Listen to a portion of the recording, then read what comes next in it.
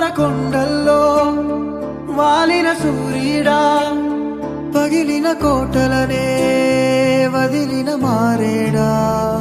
పడమర కొండల్లో వాలిన సూర్యుడా, పగిలిన కోటలనే వదిలిన మారేడా.